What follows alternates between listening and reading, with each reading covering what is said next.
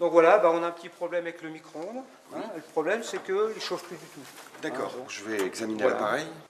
Mise en situation au centre AFPA de l'Homme. À 51 ans, Patrick souhaite valider son expérience par un titre professionnel de technicien de maintenance en appareils électroménagers.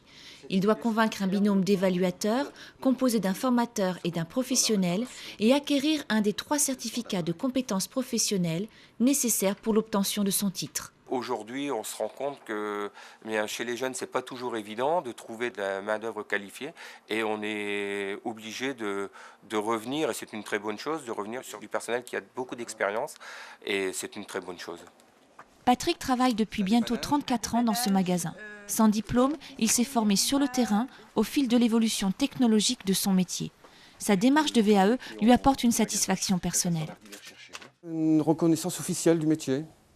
De reconnaissance et puis pour être crédible aussi. Quand vous avez des jeunes stagiaires qui sont à côté de vous, ça permet d'être... Moi aussi, j'ai un diplôme. C'est valorisant pour soi, c'est valorisant aussi pour celui qui vous emploie. Dernière étape de validation des acquis de l'expérience, un entretien avec un jury de professionnels qui décide ou non de la remise du titre professionnel. J'ai voulu qu'au bout d'autant d'années de pratique, j'ai voulu valoriser un peu mon métier. Très bien. S'il y avait un changement professionnel ou je ne sais pas, d'autres choses, ça me permettrait de faire valoir mes années de métier. C'est rassurant. C'est rassurant, oui, absolument, c'est rassurant. C'est pour l'avenir, c'est quelque chose de bien. Et s'il fallait la refaire, je le referais. Le dossier de demande de VAE est à retirer sur Internet, dans les directions départementales du travail, de l'emploi et de la formation professionnelle ou dans les centres agréés du ministère.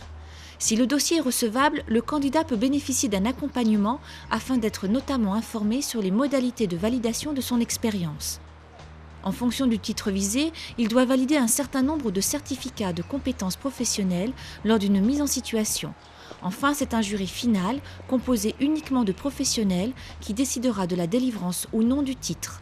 En cas de validation partielle, le candidat peut être amené à fournir un complément de dossier ou d'activité ou à suivre une formation.